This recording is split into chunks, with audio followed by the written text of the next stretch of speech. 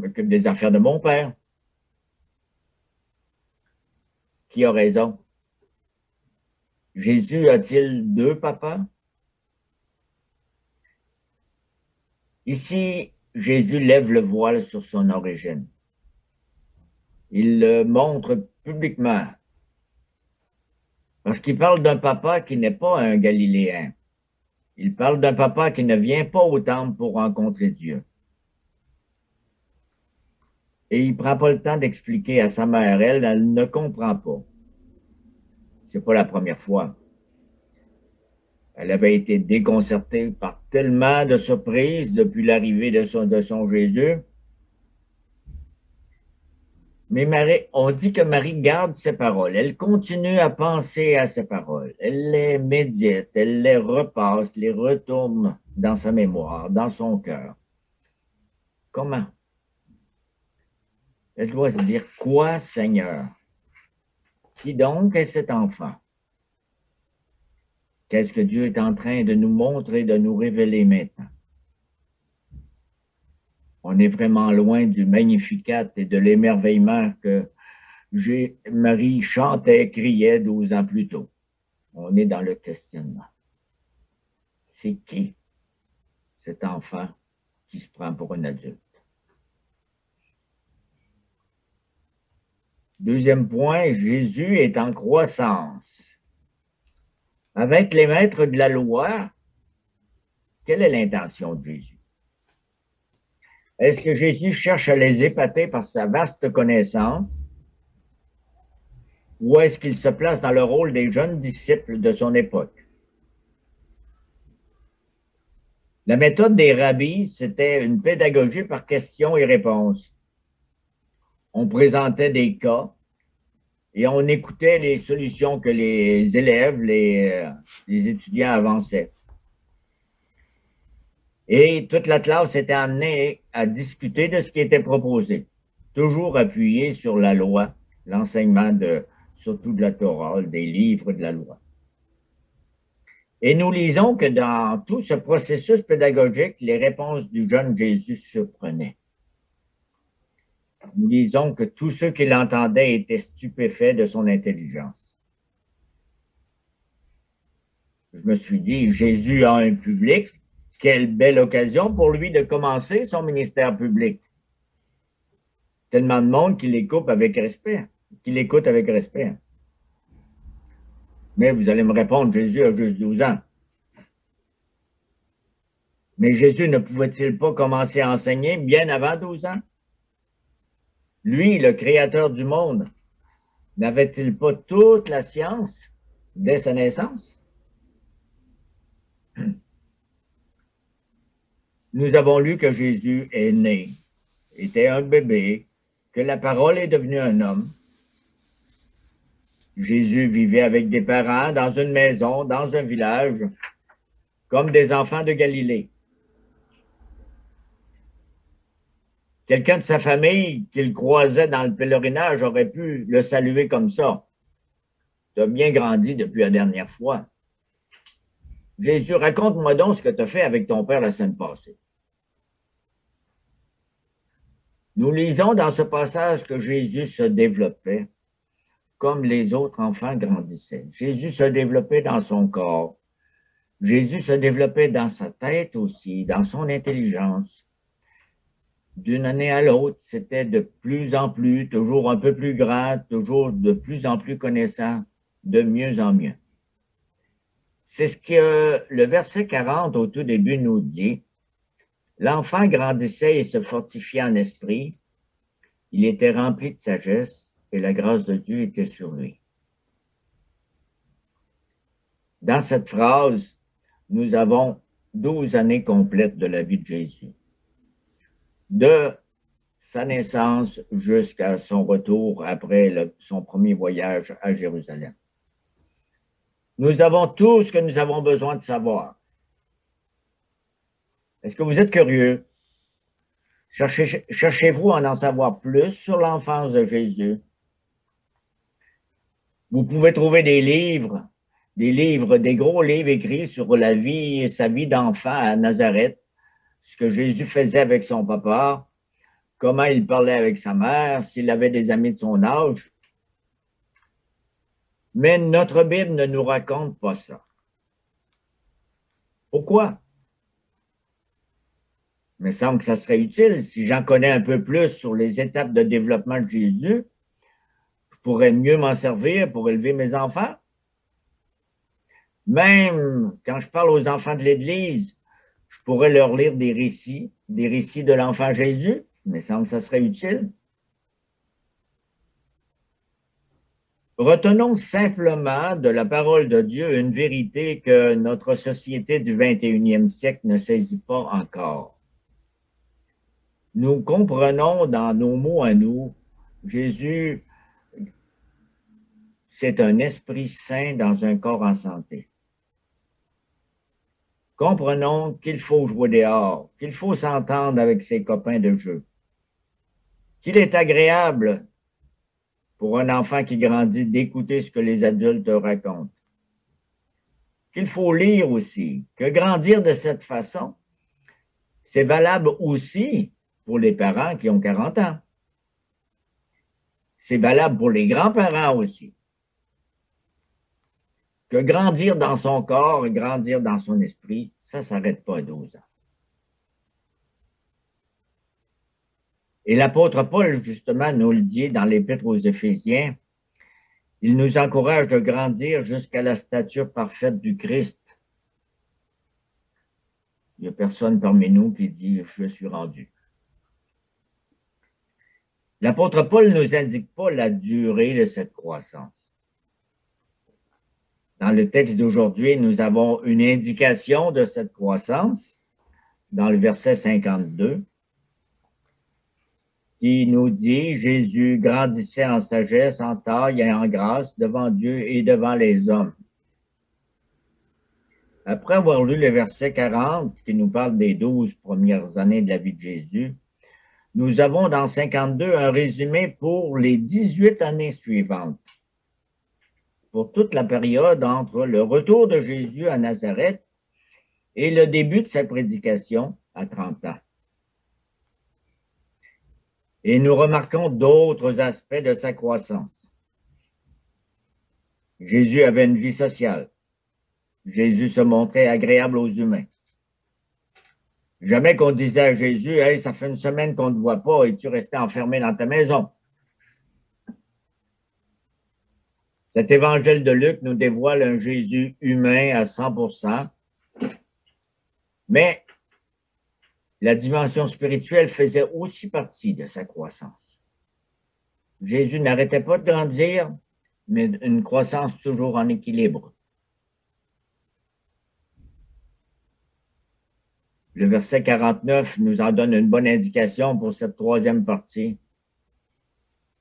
Ne savez-vous pas qu'il faut que je m'occupe des affaires de mon Père? Ça, c'est toute une révélation pour Marie et Joseph. Leur enfant entretenait une relation étroite avec quelqu'un qui n'était pas de Nazareth, qui n'était pas de Jérusalem. Et c'était une relation filiale, de fils à papa. Par l'évangile de Jean que nous avons lu tantôt, nous savons que Jésus travaillait avec le Père et avec l'Esprit Saint pour souffler la vie dans le monde au moment de la création. Et cette relation spirituelle, depuis toute éternité, n'a pas mis dans l'ombre la vie de Jésus dans son village. Parce que Dieu avait décidé que Jésus serait un Nazaréen. Le Père voulait que la relation avec son Fils Jésus, elle se fasse dans le cadre d'une soumission à un papa et à une maman de Galilée. Et Jésus vit ses dimensions humaines et spirituelles dans la soumission, en apprenant la soumission que nous lisons dans les Épîtres, sans commettre de péché, comme nous dit l'Épître aux Hébreux. Imaginons ce que papa Joseph et maman Marie ont appris en découvrant que cet enfant soumis était leur Seigneur très saint. Leur connaissance de Dieu n'a sûrement jamais cessé de grandir. en voyant leur enfant. Et pour nous maintenant, pour voir un homme parfait, nous pouvons lire des biographies, regarder des grands reportages. Pour voir un homme parfait, regardons Jésus. Pour voir une relation de fils de Dieu avec son Père céleste, regardons Jésus. Regardons-le après cette première période de 30 ans. Nous avons vu que notre passage couvre 12 ans plus 18 ans, donc on est rendu sur le devant de la scène. Et c'est ce que nous lisons dans les évangiles. Et nous avons beaucoup plus d'informations sur quelle est sa relation avec son Père dans le ciel. Parce que dans les évangiles, Jésus passait des nuits en prière.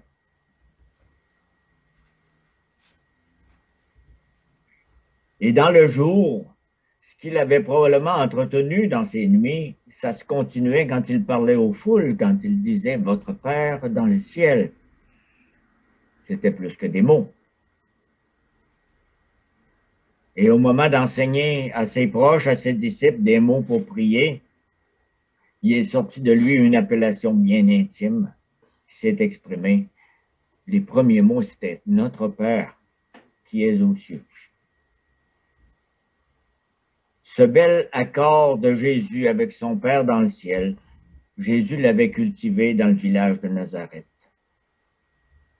Et son attitude de soumission à Joseph et à Marie, elle n'était pas diminuée par son attachement à un Père dans le ciel. Nous le savons, nous l'avons entendu dans les moments les plus souffrants. Qu'est-ce qui sortait de la bouche de Jésus? Si c'est possible d'éloigner la douleur qui s'en vient, mais Père, ta volonté plutôt que la mienne. Et encore, maltraité par ses bourreaux, Jésus parlait à son Père comme un fils. Père, pardonne-leur. Et ce, jusqu'au cri déchirant de la faim, où Jésus dit, « Papa, papa, pourquoi tu m'as abandonné? » Quel exemple puissant Jésus nous donne. Oui, regardons les relations de Jésus. Relation avec Joseph et Marie, relation avec son Père dans le ciel. Et prenons ces relations comme modèle dans nos vies. Désirons grandir dans notre attachement à notre Père au ciel. Est-ce que nous aurons la capacité de grandir jusqu'à crier, c'est ta volonté qui passe en premier au moment de perdre nos relations les plus intimes? C'est notre Père qui vient le faire en nous, qui vient faire cette croissance. On peut avoir la volonté, mais la capacité vient de sa grâce divine, tels que les deux versets que je vous ai cités nous le rappellent en 40 et en 52, la grâce de Dieu était sur lui. C'est cette grâce de Dieu qui va faire que nous grandissons. Et quand nous terminons de dire notre Père, nous terminons par dire c'est à toi qu'appartiennent le règne, la puissance et la gloire au siècle des siècles. Nous sommes encouragés à répéter souvent cette prière, pas parce que les mots de cette prière ont un pouvoir particulier,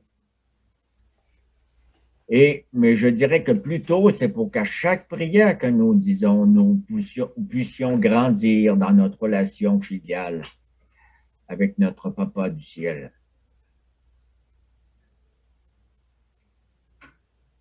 Oui, nous pouvons vraiment dire nous aussi, dans notre relation, nous pouvons dire Papa dans le ciel. Nous pouvons le dire uniquement si nous sommes proches de son Fils Jésus. Parce que Jésus arrive à son Père, puis il n'arrive pas seul. Il arrive avec plein d'amis autour de lui. Et le Père dit à ceux qui croient en Jésus, à ceux qui sont dans la foi pour sa mission accomplie sur la croix, Le Père dit, « Et mes enfants, entrez donc. » Nous sommes adoptés dans la famille de Jésus. Et à chaque Notre Père, la prière dont on parlait, nous affirmons cette réalité éternelle. Jésus, c'est mon frère. Son papa, c'est mon papa. Et comment faire grandir cette conviction que mon vrai papa, c'est le papa de Jésus et qu'il me parle? Je continue avec une parole de Jean dans la première épître de Jean, chapitre 3. Chapitre 3, versets 1 à 3. Jean nous écrit, « Voyez quel amour le Père nous a témoigné pour que nous soyons appelés enfants de Dieu, et nous le sommes. Bien-aimés, nous sommes maintenant enfants de Dieu, et ce que nous serons un jour n'a pas encore été révélé. Mais nous savons que lorsque Christ apparaîtra, nous serons semblables à lui parce que nous le verrons tel qu'il est. Toute personne qui possède cette espérance en lui se purifie, comme lui-même est pur. » Donc, nous avons ici, dans cette parole de Jean, nous avons ici un encouragement dans notre croissance d'enfants de Dieu. Purifions-nous. Écartons de notre esprit toute pensée étrangère à cet engagement du Père et de son Fils pour nous. Amen.